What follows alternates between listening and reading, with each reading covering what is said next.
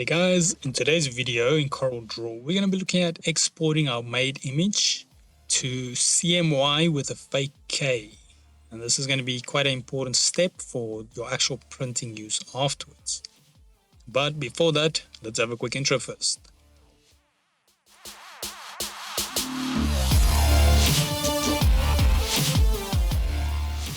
So today's video can be found on softwaretraining.co.za. We make short and easy to watch problem solving videos, and we also have daily updates. Now otherwise, we're back into the program here. So now, as you guys can remember, we made this little image, we duplicated it, and we put a fake K. Now we're going to be looking at exporting this so we can actually use it for print, because it doesn't help we go and export it to something like RGB or something on that line where it adds K back to it, and then when you're printing, it's still going to have your black missing because it's going to convert it back to black. So now what we're going to do is, I like to keep my subfolder for the layers selected. So we've got our images, we've got our normal one without a K, and then we've got our fake K. I like to click the layer just on top of that, the one that they're in, the box one, just to make sure that is selected. Or what you can do is you click and you'll shift and you click both the layers. I've had it before where it only exported one layer. I'm not sure how that works, so I like to now do this just to make sure. And then what I want to do is I want to go to the file menu on top. So our main menu, then we're going to go file, then we're going to navigate down, not to save but to export. So I'm going to click on this normal export, not the export for. The shortcut, as you can see, there's Control E.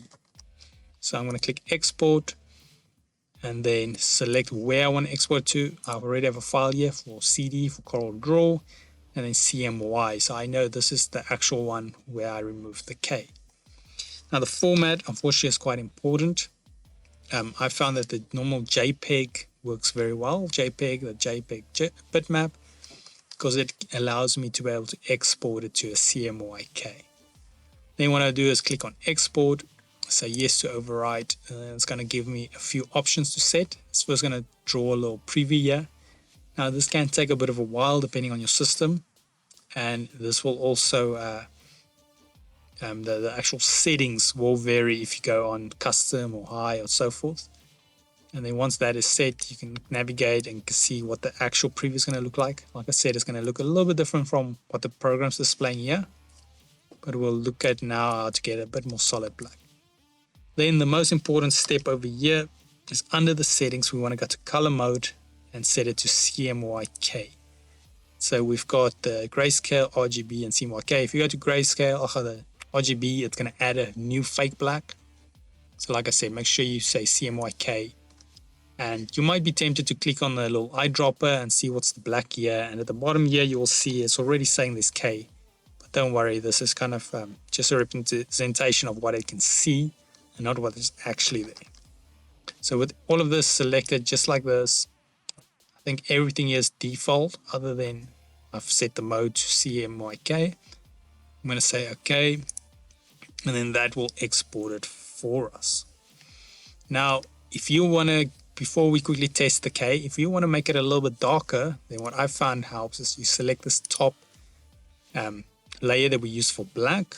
I'm going to go Control C, or you can right click and copy, and then Control V or right click and paste. Now you can see it emphasizes the black even more.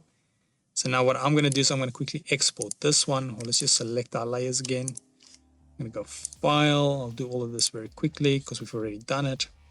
Click on the image, and then I'm going to type here behind it ×2, export. And then all my settings should be the same. So CMYK. So I'm going to say OK. I don't need to see the preview of that. So now what I want to do is to confirm that there is no K in the final image. So when we send to the printers, we know the problem. If there's a problem, it's not on our side. So what I'm going to do is I'm going to use a different program. You can use CorelDraw as well, but I'm just going to, for this demonstration, use Photoshop so you can see we're in a whole nother program. Then what I want to do is go Open, and then I'm going to select the first one, CMY. First one we did, open it, and then wait for it to load. Now, as like I mentioned, you can see the black's a bit washed out, but this is way better than having no black. as this is kind of a hack to add a fake black. So now with my color picker selected, and we've got the color palette here on the top, I'm just going to set the K up so we can see there is a K. And then what I'm going to do is I'm going to select the black, click that, and then you will see it samples for us and tells us that there is 0 black, which is exactly what we wanted. So all the dark colors are 0. It's using 0 black. It's only using color to make it that dark, which is quite impressive. And what I'm going to do is let's open the second one quick.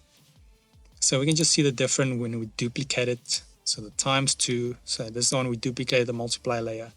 Just to kind of get an idea of the difference. So I'm going to zoom in here as well. And we just hop between the two. Okay, then the result is not that noticeably, but you can see there by the face especially we gain some detail there.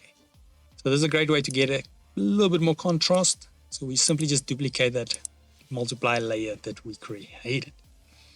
But yeah, otherwise that is it on faking the CMYK. Now there's another method I'm going to be showing. It's maybe a little bit more simple depending on how you go about it. It's definitely going to be quicker for the tutorial's sake because we don't have to cover all the theory. But this is another legit method. Maybe this first one doesn't work, or maybe you prefer the second method, which the second one is kind of more the method we'll be using when using something like Photoshop. But yeah, otherwise before that though, if we head here to softwaretraining.co.za, you guys will notice we've got a variety of different softwares we do cover, and you can also isolate your search on the top right. If you do not, however, find the training videos you're looking for, just simply go here, request a training video, fill in the mini form, and then we'll do our best to try and make that for you. But otherwise, thanks guys for watching, and cheers.